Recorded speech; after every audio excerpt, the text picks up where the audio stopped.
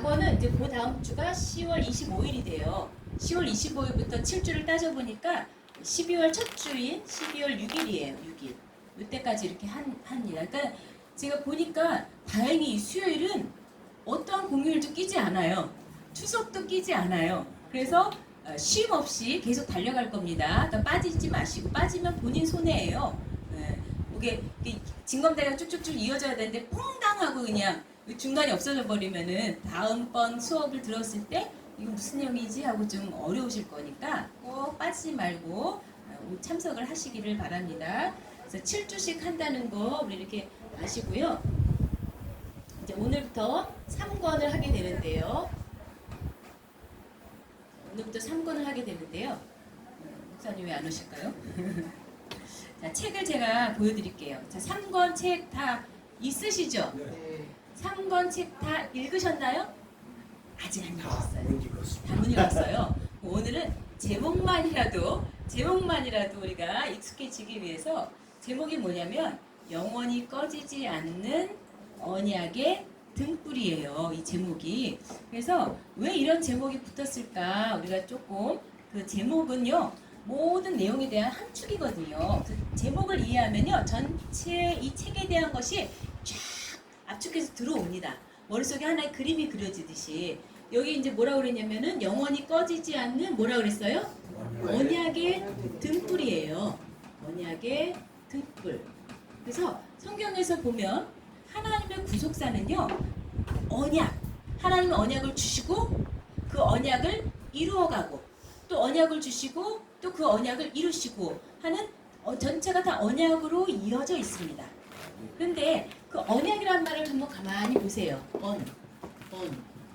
말씀 언자죠? 네. 말씀 언자에다가 어떻게 되나요?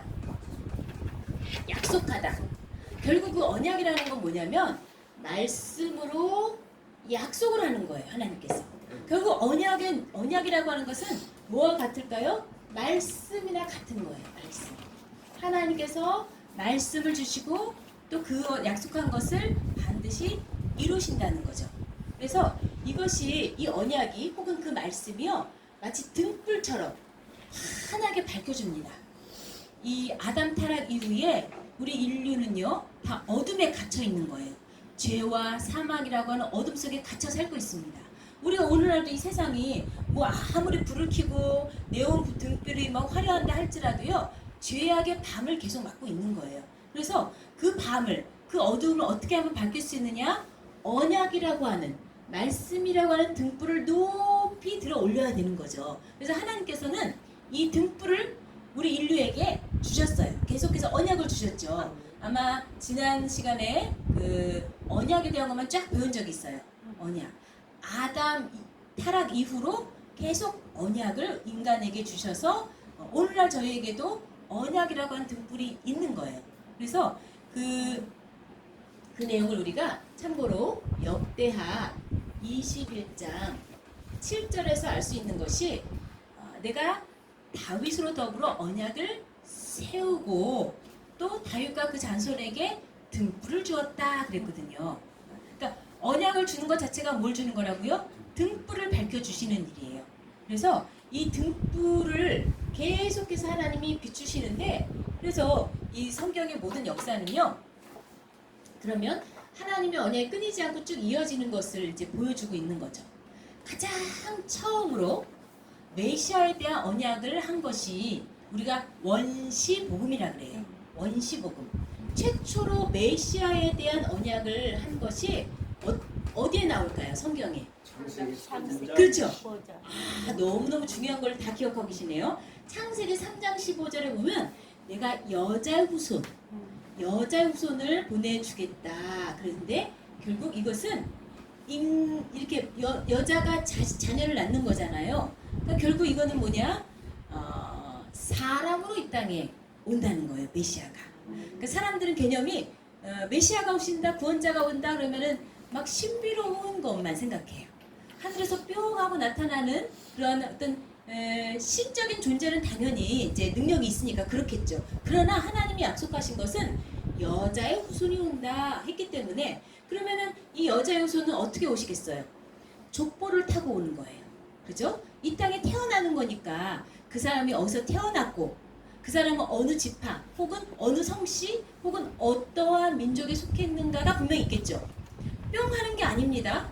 우리는 자꾸 뿅 하는 걸 생각하지만 하나님의 계획은 이 원시 복음에서 말씀하신 것처럼 여자의 후손으로 오신다는 약속. 그래서 우리가 지난 시간까지 배운 건 뭐냐면 아담 이후에 믿음의 사람들의 계보를 쭉 배워온 거예요. 왜냐? 그 믿음의 계보를 통해서 메시아가 오시는 거니까. 그래서 굉장히 족보가 중요합니다. 족보. 그러면 결국 이 책에서 말씀하고 싶은 건 뭐냐면은 그 언약의 등불로서 말씀을 주셨지만 결국 그 말씀이 또 육신을 입고 이 땅에 오신 예수 그리스도 자체가 뭘까요? 등불이 되는 거예요.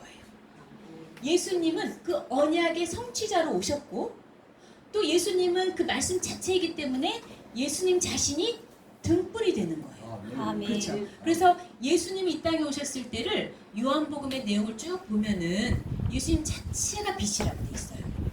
그렇다면 이것은 초림하신 주님의 정말 그 이 땅에 사람으로 어떻게 오셨는지 그것을 우리가 알아야 되는 거고 더 나아가서는 재림을 바라볼 수가 있는 거예요. 아멘. 재림하신 주님도 뭐로 오겠어요? 등불로서 이 어두운 세상을 밝혀주실 분이에요.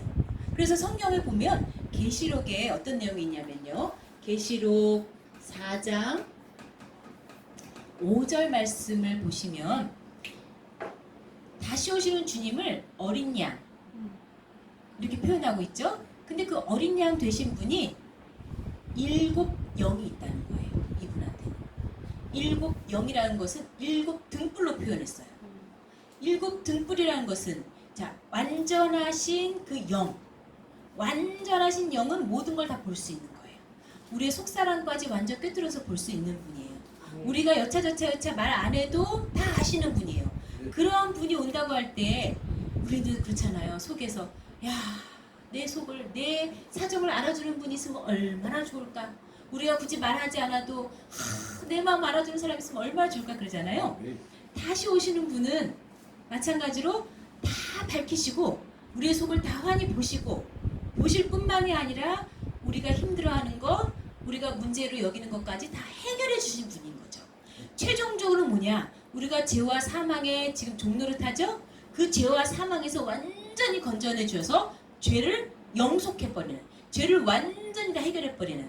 그래서 처음에 이 원시복음에서 약속하신 것처럼 사단의 머리를 완전히 박살내는 이러한 일을 최종적으로 이루실 분이라는 것을 약속하고 있습니다. 그래서 우리도요 이 말씀을 가진 자라면 우리 속에 이 언약을 품고 있으면 우리도 뭐가 될 수 있어요? 우리도 등불이 되는 거예요. 그래서 이 잠언서에 말씀하고 있기를 잠언 20장 27절 말씀에 보면 사람의 영혼은 여호와의 뭐다? 등불이다. 사람의 영혼이 여호와의 등불이다. 우리가 말씀을 가지고 있으면 우리 자신만 밝아지는 게 아니라 이 세상을 주변을 다 밝힐 수 있는 등불 역할을 한다는 거예요. 그러니까 우리가 늘 이 기름 겉모습만이 아니라 기름을 채워 넣어서 그렇죠?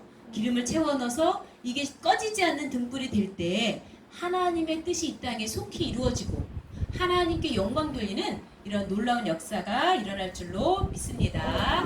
자, 우리 그럼 자 교환을 보시겠습니다. 교환집 1강. 교환 주셨어요? 오늘도 지금 1강 그리고 2강 이렇게 준비가 됐는데요.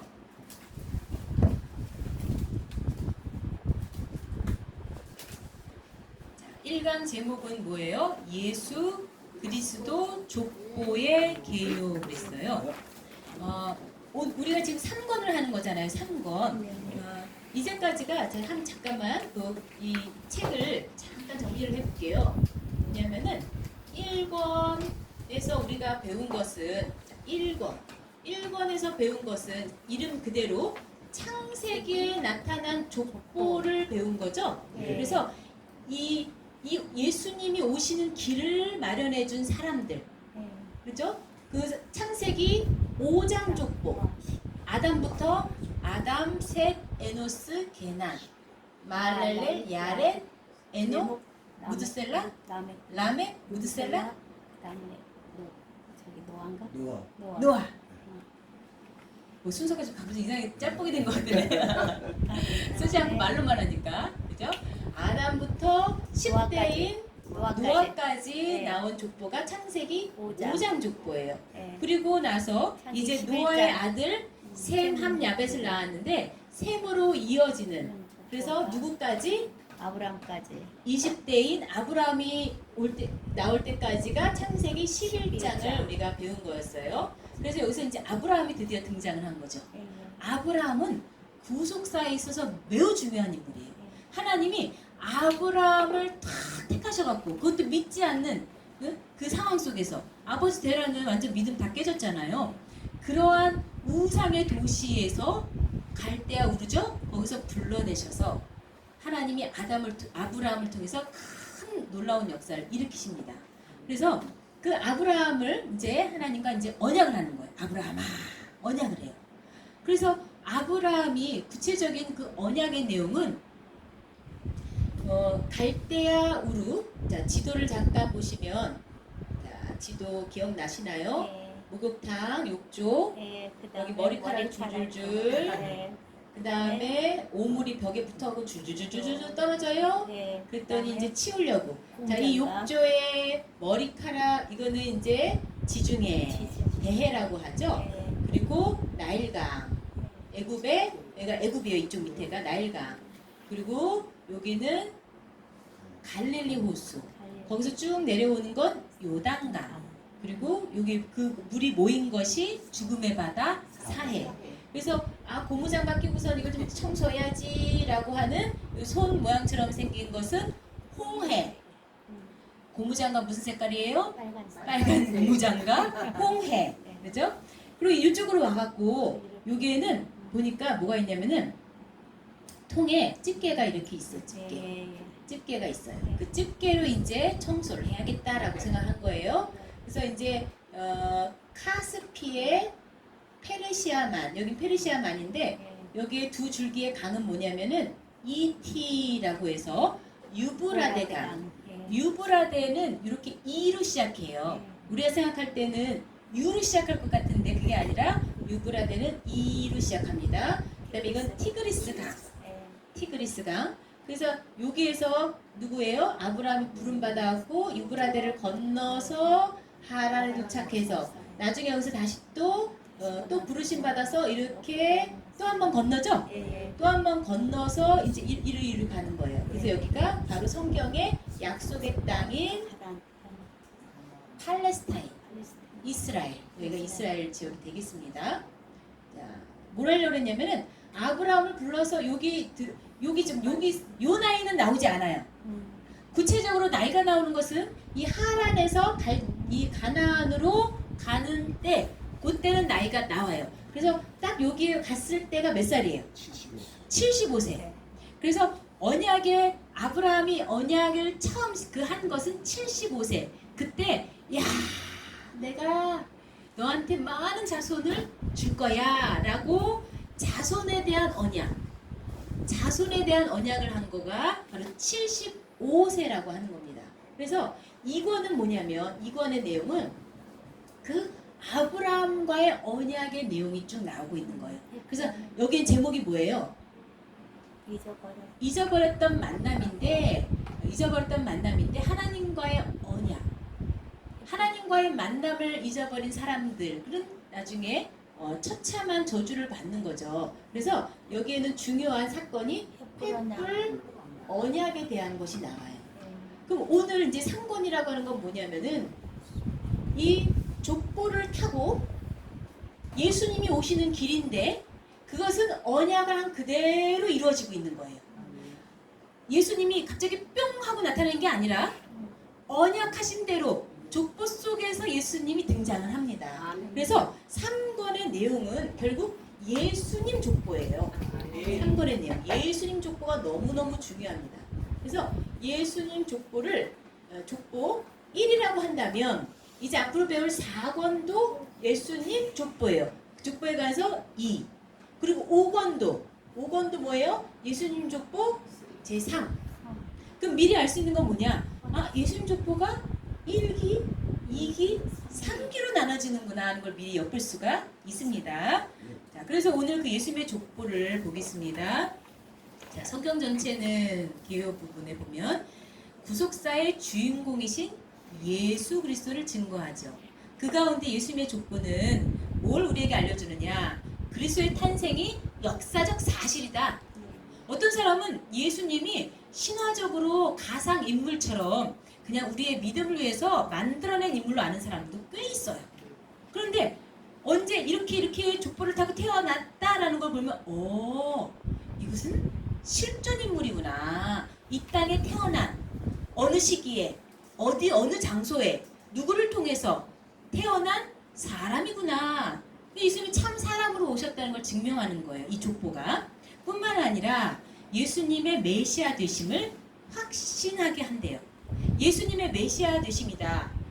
여러분, 메시아라고 하는 것은 또 뿅이 아닙니다. 메시아도 이미 저기서부터 언약된 게 있어요. 메시아는 어디로 올 것이고 어떻게 오실 것이고 무슨 일을 할 것이고 이게 다 지금 언약이 있어요. 그것을 처음에 한 점으로 본다면 그 점이 점점 이렇게 커지는 거예요. 그 점이 선이 되고 선이 면이 되고 입체감 있게 결국에는 예수님이라고 하는 실존이 딱 나타나는 거예요. 모든 것은 뭐냐? 언약하신 대로 되었다는 것을 우리는 이 성경을 통해서 증명이 되고 그것을 잘 설명한 책이 뭐다? 구속사 시리즈가 되는 겁니다. 자, 1번 예수 그리스도의 족보.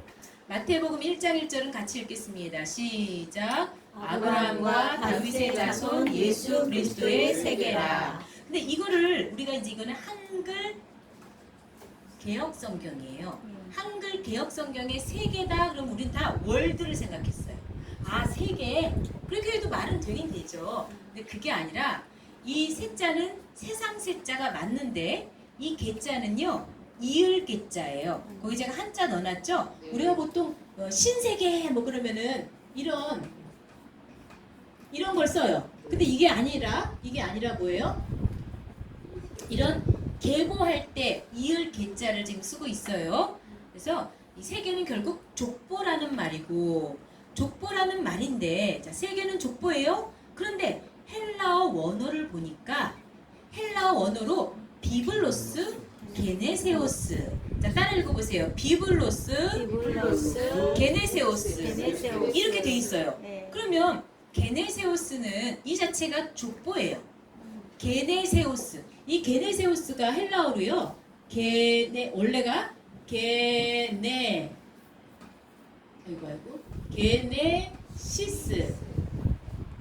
게네시스. 그러면 차 이름 중에 자동차 이름 중에 좀 고급진 거 제네시스가 있죠. 발음의 차이일 뿐 같은 거예요. 이것이 모든 근본이다. 근본, 기원 이런 말이거든요. 그러니까 결국은 내 근원을 알아간다는 것 자체가 이게 족보잖아요. 자, 이것은 족보라는 말인데 중요한 거는 여기에 비블로스라는 단어가 들어가 있어요. 비블로스는 책이란 뜻이에요. 여러분 비블 할 때 바이블이 생각나지 않으세요? 바이블 즉 책이란 말이에요. 그러니까 족보 뭐다? 책이다.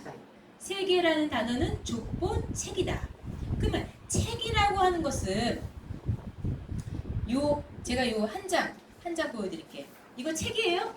아니요. 이거 책이라는 사람 없어요. 책이라고 할 때는 방대한 내용이 있을 때 이렇게 어느 정도 돼야 책이라고 하죠. 근데 이 예수님의 족보는 실제적으로 마태복음 1장 1절에서부터 겨우 해봐야 17절까지. 사실 17절은 결론 부분이고 16절까지가 족보란 말이에요. 요거만큼 썼는데 한 장도 안 되는 걸 가지고 족보 책이다라고 왜 하나님께서 하셨을까? 그 얘기는 이렇게 압축되어 있지만 사실 그 안에는 어마어마한 내용의 길고 장구한 이 방대한 하나님의 역사가 이 안에 들어가 있다는 것을 말씀해주고 있습니다. 그래서 1번 보시면 족보는 구속사를 압축한 결정체이다 그랬죠? 여기에는 구속 경륜이 담겨져 있어요. 그래서 족보는 구속사의 핵심이고 또 하나님의 경륜을 가장 확실하게 나타내는 지름길이다라고 볼 수가 있습니다. 이 헬라어로는 족보 책을 비블로스 게네세우스라고 했어요. 근데 구약에서 족보 책은 히브리어로 뭐라고 할까요? 세페르 톨레도. 근데 요즘 톨도. 톨도.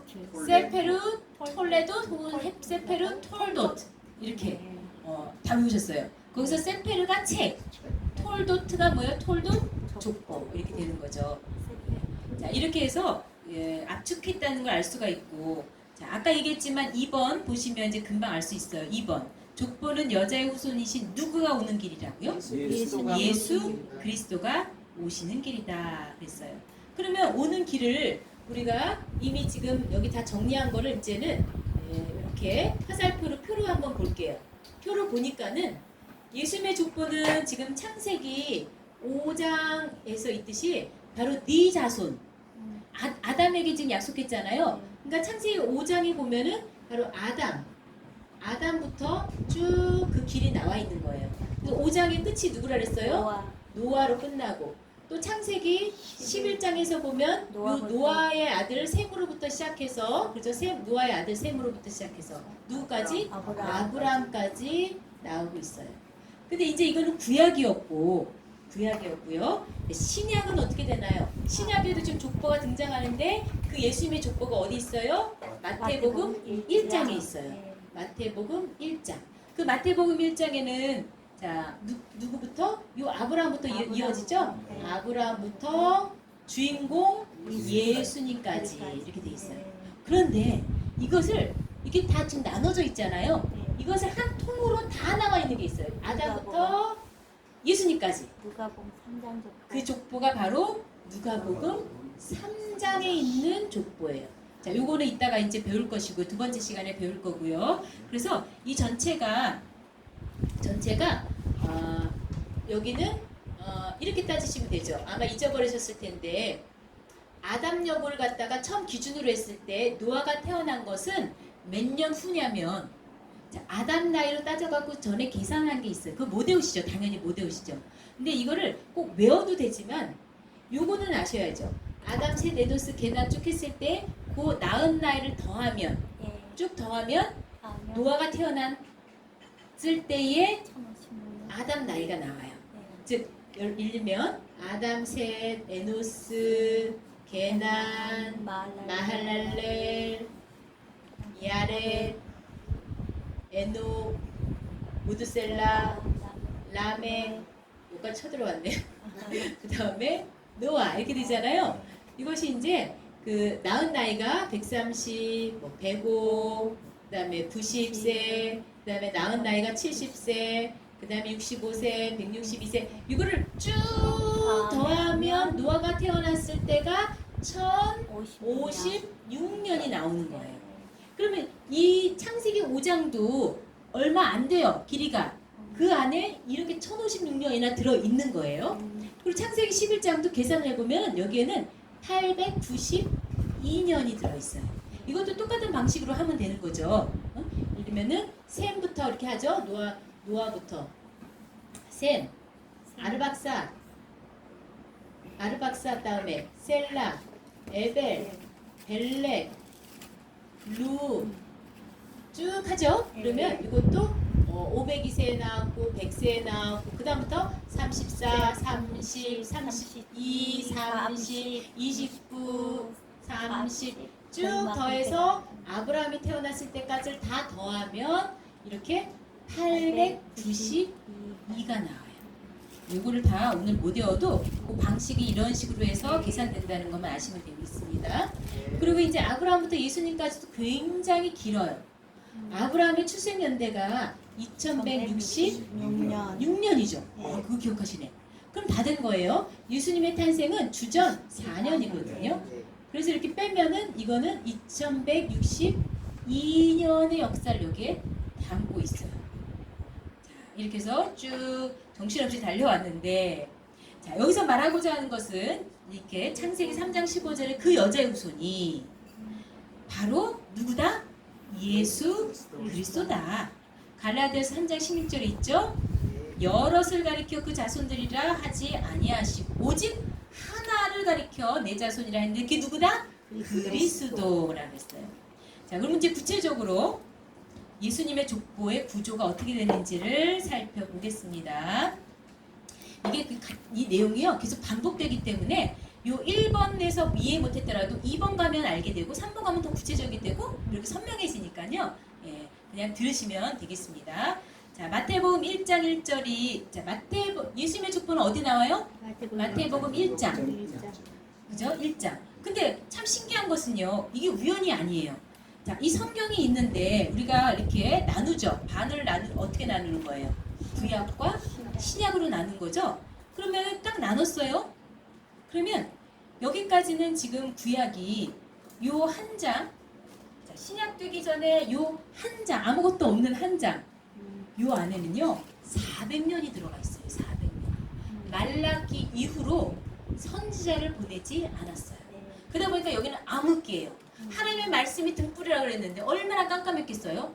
어떻게 해야 되지? 우리가 살 길은 뭐지? 야, 이거는 우리에게 막 소망이 없네? 이렇게 깜깜했던 400년을 뚫고 한 장을 이제 넘기자마자 탁 선포된 게 뭐냐? 예수 그리스도의 족보다 라고 나오고 있는 거예요. 그러니까 이 모든 어둠을 깨는 이 선명한 불빛처럼 보인 이 마태복음 1장 1절 너무나 중요합니다. 그런데 왜 하필 예수님의 족보가 여기 처음부터 등장하고 있느냐 하는 것이 이유가 있는데 그 이유를 지금 보고 있는 거예요. 자, 예수님의 족보는 자, 마태복음을 시작하는 어디에? 서두에 기록이 되어 있죠. 마태복음을 시작하는 서두에 기록이 되어 있는데 자, 이렇게 이 얘기는 뭐냐면 이 예수님의 족보가 자, 예수님의 족보가 이렇게 딱 이렇게 여기 있어요. 여기 이게 구약과 신약을 연결하는 다리 역할을 하는 거예요. 그러면 그동안에 지금 쭉 말씀되어진 모든 구약은 뭐를 지금 얘기하고 있어요? 뭐를 증거하고 있느냐? 예수님 한 분을 증거하고 있었던 거예요. 구약의 지금 이 시대가 지금 구약이 몇 천 년? 구약이 몇 천 년? 4천 년. 구약의 4천 년. 아담 이후에 4천 년은 쭉 왔는데 이게 지금 여기에 나타난 사건들, 거기에 나오는 선지자들, 거기에 나오는 모든 사물과 기념물과 장소와 모두 다 누구 한 분을 향해서 가고 있던 거예요? 예수님이 오시기까지의 발판이었어요. 그리고 예수님을 증거하는 예언들이었어요. 이제 그 예수님이 짠 하고 등장을 하는 거예요. 그래서 여기 지금 표현을 보면 구약과 신약을 연결시키는 고리라고 되어 있죠. 그리고 예수님은 구약의 핵심이고 신약의 모든 내용의 근거가 되는 거예요. 우리가 이렇게 쭉 다들 쭉 나눠볼게요. 우리가 시대를 구분할 때에 우리가 지금 사용하는 달력도 마찬가지로 주전, 주후 이렇게 나누죠. 주전, 주후를 나누는 선이에요.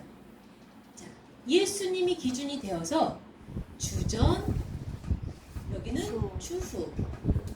이거는 before Christ, BC.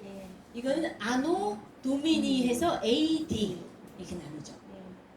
성경적으로 하면 이것은 구약, 여기는 신약이 되는 거예요. 그래서 예수님 모든 기준점이 되어서 이제까지 말한 구약의 핵심은 바로 이분이고 또 신약의 전체 얘기는 바로 이분에 대한 내용을 쫙 펼치고 있다는 거죠. 그래서 예수님의 족보는 이렇게 맨 앞에 등장을 하고 있는 겁니다. 자, 그리고 이것은 지금 예수님을 기점으로 여기는 새 시대가 시작된 거, 새 시대. 자, 그 내용을 풀었습니다. 이렇게 예수 그리스도를 통한 새 창조를 선언한 것이다. 그랬죠? 이제 구약을 마감했어요. 이제 새 역사가 시작되는 관문이 바로 뭐다? 예수님 족보로 시작을 하는 겁니다. 그 다음에 넘겨서요. 두 번째 장에 보시면은 이 족보의 구조는요. 아까 몇 시기로 나눠진다 그랬죠? 3기로 나눠집니다. 3기. 근데 그 3기가 어떻게 나눠지느냐? 자, 예수님의 족보는 이것을 푸는 열쇠가 있어요. 그 열쇠가 바로 마태복음 1장 17절이에요. 이 마태복음의 예수님 족보는 요 1절은 아니 여기서 1절 1장의 1절. 자, 1절은 어떤 이것을 풀어나가는 서론이에요. 서론. 그죠? 뭐라고 시작했기 때문에 아브라함과 다윗의 자손 예수 그리스도의 세계라 짠하고 커튼을 열은 거예요. 그 다음에 이제 무대의 주인공들이 쭈르르 등장을 하겠죠? 그 내용이 이제 2절부터 16절까지가 본론이에요. 요 본론은 실제 족보가 나오고 있어요. 그리고 이 17절은 뭐냐면은 이 모든 것을 보는 방법. 이 족보는 이런 식으로 보는 거야 라고 하는 열쇠 내지는 해설서와 같은 거예요. 그래서 어떤 식으로 보느냐. 자, 1장 17절은 한번 거기 읽어보겠습니다. 시작. 그런즉 모든 내수가 아브라함부터 다윗까지 14대요. 다윗부터 바벨론으로 이거할 때까지 14대요. 바벨론으로 이거한 후부터 그리스도까지 14대더라. 자, 14대라는 말은 귀에 쏙쏙 들어옵니다. 자, 그럼 한번 나눠볼게요. 1기, 2기, 3기가 있다는 얘기예요. 1기, 2기, 3기가 있어요. 그래서 처음에 1기는 누구부터 시작한다고요? 아브라함부터 그랬어요. 아브라함부터 다윗까지가 14대요. 세대수로 볼 때에 14대라는 거예요. 우리 집안에 보면 1대만 살고 있는 사람, 2대가 살고 있는 집안, 3대까지 살고 있는 집안도 있죠. 자, 14대씩 지금 끊은 거예요. 끊었어요. 그 다음부터 다시 다윗부터 어디냐? 바벨론 이거. 바벨론 포로죠. 바벨론 포로로 끌려가기까지가 또 14대요. 이제 바벨론 끌려간 포로로 끌려간 그 이후부터 주인공인 예수님까지가 또 14대더라 그랬어요. 그러면 보세요. 14대 뭔가 규칙이 있죠. 이 규칙을 하나님이 우리에게 주목하라는 거예요. 이 규칙. 왜 이런 규칙이 있을까? 자, 거기 밑줄에 쓰세요. 14대씩 3시기로 3시기로 구성되었다는 거죠. 그러면 이거를 이제 연수로 보면 아브라함이 태어난 것은 2166년, 다윗이 왕이 된 건 1010년인데 여기서 말하고자 하는 것은 처음에는요 그저 헤브론에서의 왕이에요. 그죠? 7년 반 동안에. 그 다음 이제 예루살렘 예루살렘을 중심으로 한 전체의 왕이 된 것은 이제 7년 반 후니까는 몇 년이냐? 1003 1003년에 이제 진짜 전체의 왕이 된 거죠. 처음에는 헤브론에서의 그냥 유다 지파로서의 거기만 다스리는 왕이었다면 이제 7년 반 지나고 1003년 이때에는 전체 이스라엘 다스리는 왕이 되었습니다. 이때까지예요. 그래서 이제 그러면 1003부터 바벨론 포로로 끌려가는 시점이 물론 1차, 2차, 3차가 있지만 이게 지금 2차를 기준으로 597을 말씀하고 있어요. 그다음에 성경 보면 그 이름이 있잖아요. 그 이름을 보면 그 여우야 긴에 해당하는 것이 바로 2차 포로거든요. 597까지. 근데 포로로 끌려간 후 597 이후부터 자, 예수님 태어난 거 주전 4년이잖아요. 이렇게. 그런데 여기서 우리가 발견할 수 있는 게 뭐냐? 똑같은 14대면 어느 정도 그 기간이 같아야 되는 거 아니에요? 그죠? 사람의 평균 연령이라는 게 있잖아요. 한 세대를 말할 때 어떤 평균적인 기간이 있잖아요. 그런데 자 이거 보세요. 얼마만큼의 기간이냐면 이거는 1163년의 역사를 담고 있어요. 이 안에. 자 이거는 여기서 빼보시면 어떻게 되나요? 거기 써놨는데요. 406년이에요. 406년. 여기서 여기를 빼면 돼요. 그 다음에는 593년. 제각기 다 틀리네요. 그리고 심각한 것은 이것보다 이거는 거의 2배의 기간이에요. 같은 14대인데 어떻게 기간이 이렇게 다를 수가 있어요? 그 얘기는 실제적인 14대가 아니라는 거예요. 요 역사는 요거는 기간은 맞아요. 기간은 맞는데 왜 14대밖에 없어? 왜 14대밖에 없을까? 이건 더 많이 있어야 되는 거죠.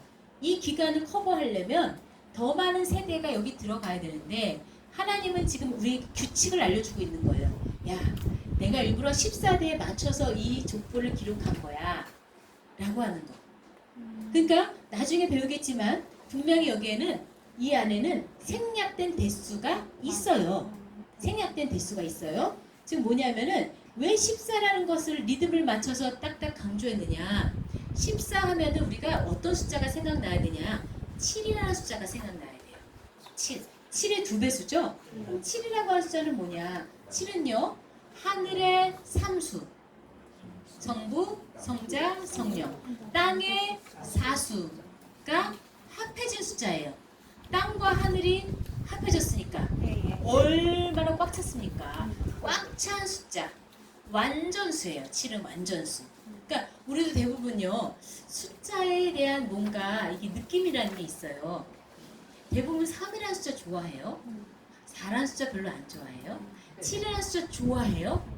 그게 왜냐? 성경적으로도 7이 이렇게 의미가 있는 수기 때문에 우리가 서양에서도 럭키 7 그러잖아요. 우리나라도요. 7이라는 숫자를 얼마나 좋아했냐면요. 옛날에 칭찬이 뭐냐? 77 맞은 거래요. 칭찬이. 쟤는 어떻게 77 맞냐?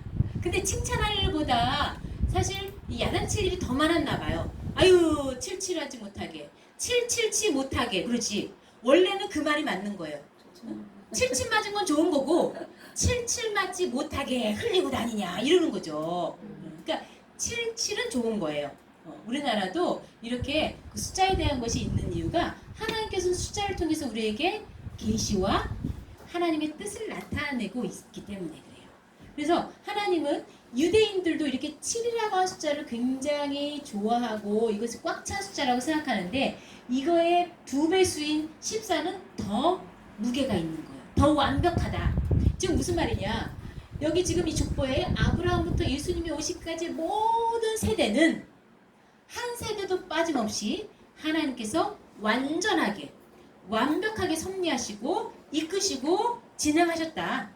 어느 한 세대도 절대 우연이 없이 하나님께서 계획하신 대로 짠짠짠 이렇게 14대 마치 리듬을 타듯이 하나님의 계획과 섭리대로 다 진행되어 온 것이다. 완전한 하나님의 구속 경륜을 보여준다 라는 것을 숫자로 알려주고 있는 겁니다. 자, 세 번째 보겠습니다. 자, 세 번째 보겠는데요. 이 설명할 게 너무너무 많은데 여기 표에 보면 성장기, 쇠퇴기, 회복기 그랬죠? 보통 이스라엘은요 원력을 써요. 달. 우리는 해를 따라서 이 지금 이렇게 캘린더가 돌아가는데 유대인은 달을 기준으로 원력. 그러면 얘가요 14일을 기준으로 얘가 커졌다, 작아졌다 하는 거예요. 커졌다, 작아졌다. 그러다 보니까는 요거에 맞춰서 볼 때 아브라함부터 다윗까지 모든 것이 올라갑니다. 올라가요. 성장하는 거예요. 결국 다윗 왕통위의 가문을 이루었어요. 근데 여기서부터는 다윗의 범죄가 나타나는 거예요. 다윗의 범죄. 그래서 사실 다윗이 지금 2번 개수가 되는 바람에 42대지만 원래 보세요. 대수로는 42대지만 실제 인물로서는 한 명이 빠진 41대예요. 그래서 자, 여기서는요. 분명히 왕이라고 하는 말이 붙어요. 다윗 왕. 근데 여기서는 왕자가 떨어져 나가고 다윗이 범죄한 사건으로 시작을 해가고 완전 타락의 길을 걸습니다. 쫙 밑으로 떨어져요. 그죠? 나라도 쪼개지고. 그래서 여기는 쇠퇴기. 그런데 밑에 정점을 찍었을 때 다시 바닥을 치면 어떻게 해요? 올라와야죠. 그래서 역사적으로는 사실 포로와 예수님 오시기까지 모든 기간이 계속 압제를 받고 이방인의 포로가 되고 노예가 되었어요. 그러나 그럴수록 더 뭐가 강해지냐? 메시아를 사모하고 메시아가 오기를 간절히 기다리게 되는 거예요. 그러다 보니까 믿음은 더 뭐한다? 올라간다. 그래서 다시 뭐예요? 회복기. 예수님 오시는 게 정점을 다시 찍게 되는 거예요. 자, 여기 이제 두 번째 페이지 큰 3번을 보겠습니다. 예수 그리스도의 족보의 핵심이 뭐냐? 자, 구속사적으로 예수님 족보에서는 무엇을 우리에게 가르쳐 주느냐 하는 건데 크게 지금 두 가지를 가르쳐 주죠.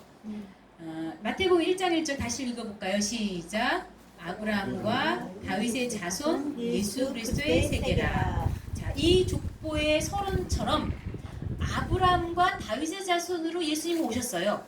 이것을 소개하고 있는 거예요. 족보에서. 아브라함과 다윗.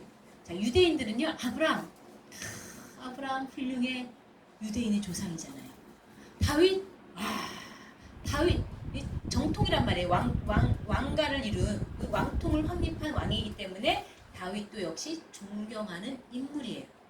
근데 더 중요한 것은 하나님이 아브라함에게 약속을 했어요. 메시아가 네 씨를 통해서 온다. 그거 그대로 이루어졌어요.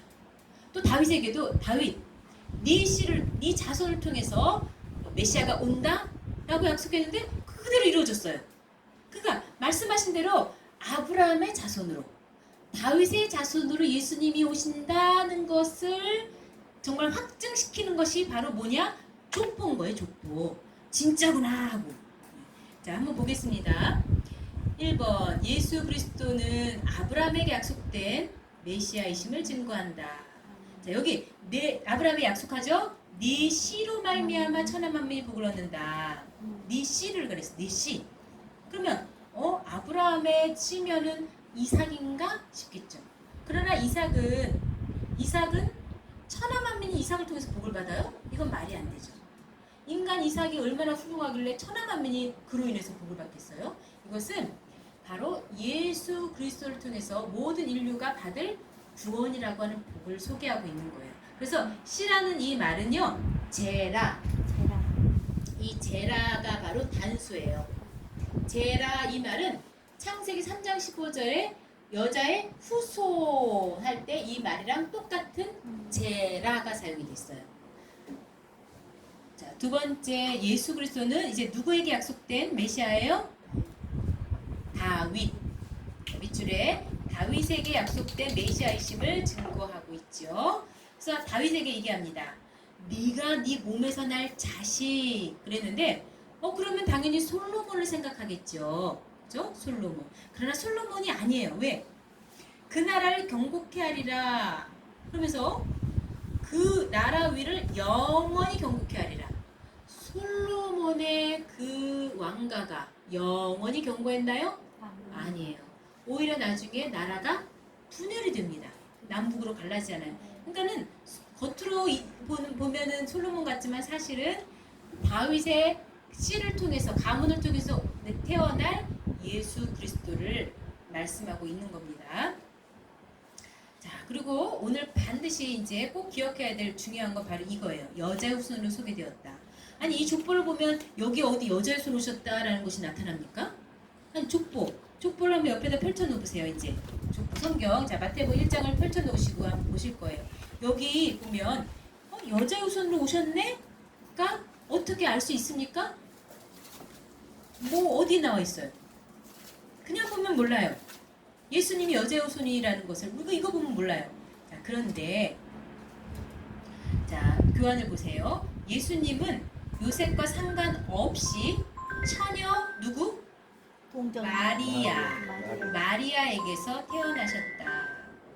자, 이 예수님이 오신 족보 16절 여기 나와 있죠. 교환에 마태복음 1장 16절 보면요. 이렇게 해야 되겠네요. 자, 이 족보를 일단 성경에서 보세요. 패턴이 있어요. 어떤 패턴이냐? 2절부터 보면 아브라함이 이삭을 낳고 이삭은 야곱을 낳고 야곱은 아무개를 낳고 또 아무개는 또 아무개를 낳고 그래서 이렇게 되죠. 자, 누구의 이름들이 올라가 있어요? 남자가 낳았어요. 그러면 당연히 마태복음 1장 16절도 자 이걸 보세요. 야곱은 마라의 남편 요셉을 낳았으니 그 다음에 요셉은 예수를 낳으니라고 돼야 되잖아요. 이 패턴이.